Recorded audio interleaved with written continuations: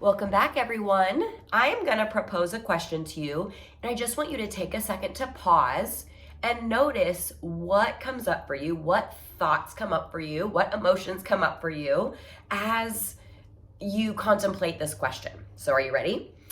What do you want? Now, were crickets coming up for you? Like, I have no idea what I want, and it's been so long since I've even asked myself that question. Or did panic come up for you? Do I want this? Do I want that? Is that right? Is that wrong? Is this a right or wrong answer? Is there only way of doing this? Or possibly confusion. Did confusion come up for you? Like, what does that even mean? What kind of a question is that? What do I want? Does it even matter what I want in this world today? All of those are valid thoughts. And even if you didn't fall into one of those three areas, it doesn't matter. All of those are valid thoughts that you may have had. The important thing is to just notice what came up for you and what your thoughts were. Because so many people that I have worked with they have just lost complete connection with themselves.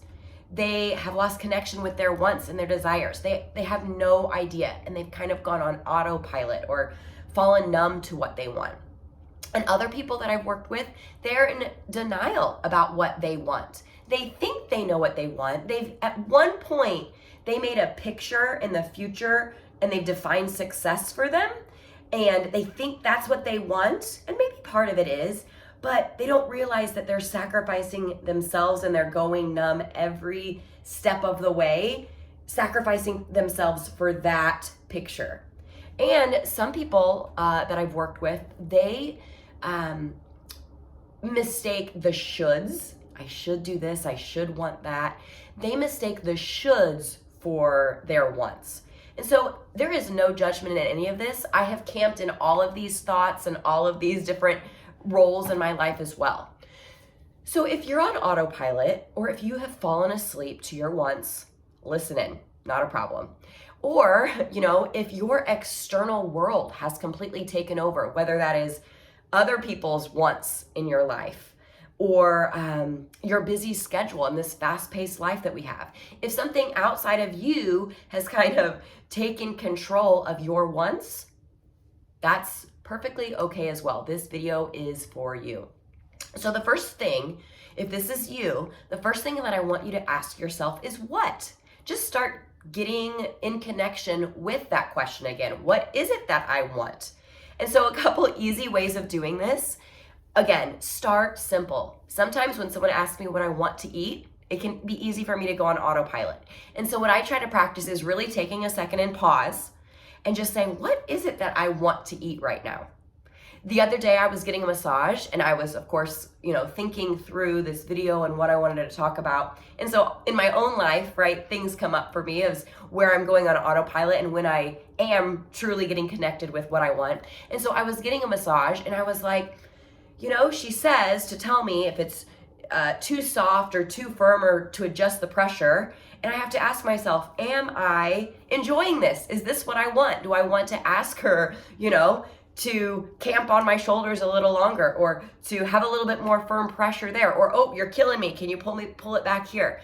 These are just really simple surface level areas to start and just connect with yourself. Just pause for a second and say, okay, what do I want? Because here's the thing, those desires are in us for a reason. And the reason is not to push them down and to put them away. They're there for a reason and they are trying to tell you something, all right? And so they're there for a reason. We got to listen to them. And the more we push them away, we ignore them. I mean, what would you do if you kept trying to tell someone something and they just kept ignoring you? Would you keep trying? Keep getting rejected, or would you just stop altogether? Our desires and our wants do the same thing. The more we push them away, the more we ignore them, then pretty soon they're just going to quit talking to us. Now, if you are in that place, I've been in that place too. It's not a problem. It's not too late to come back, all right? If you are in that place and you're like, I'm listening to myself and I honestly don't know what I want anymore. I'm so disconnected from that. Just start exploring. All right, well, I could want that, so let's try it. And then you can use that feedback. Okay, did I like that? Did I not like that? Did I want that or not want that? and then try something else. You just get to start exploring your wants and your desires again, all right? And you get to then use the feedback as information for you. The second thing, once you've kind of gotten used to asking what, then ask yourself the deeper question, why? Why do I want this? And whatever comes up for you, be careful not to judge it, okay? It is not right, it is not wrong. Just ask yourself, why do I want this? The second question to ask yourself after what is why? Why do I want this? Or why do I not want this? And whatever comes up for you, be careful not to judge. Do not make your wants and desires right or wrong. Just notice them and be curious about them.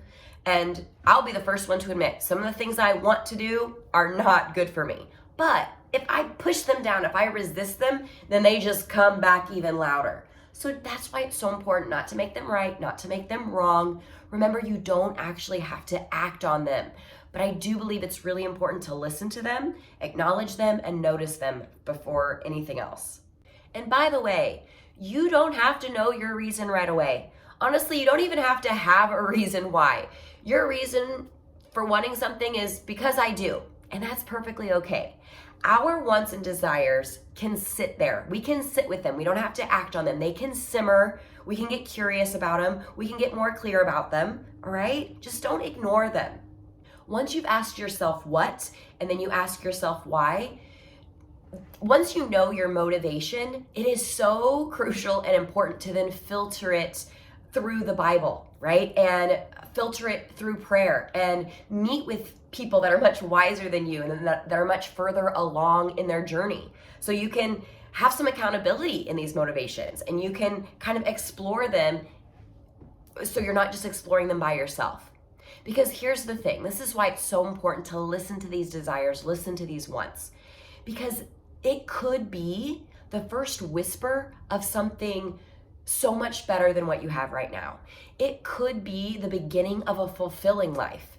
This could be the spark of clean motivation and never-ending energy rather than, being motivated by fear and getting exhausted and going around and around the wheel. These little desires, if we pay attention to them, they could lead you to a life where you're actually enjoying the work you're doing. They could lead you to one day looking at your calendar, looking at the weeks and the months and the years ahead and thinking, wow, I love this life I live. I get to do X. I get to do Y. I get to do Z instead of have to and shoulds and all the things that just we do in our life that are begrudging that we just don't question. So here's a little homework for you.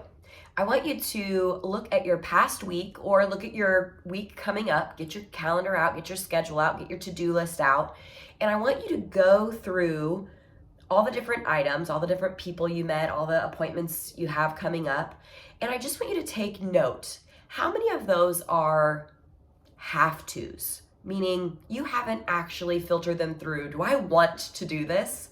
Are they true to my desires?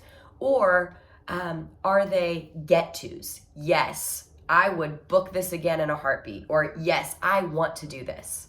Now, don't get confused. I could do a whole nother video on the get-to-dos because sometimes things that we want to do because they're going to help our future self and they're the kind of person that we want to do. I'm thinking like working out, for example. I don't always want to work out in the moment, but on my deeper why, it definitely hits my deeper why of why I want to work out.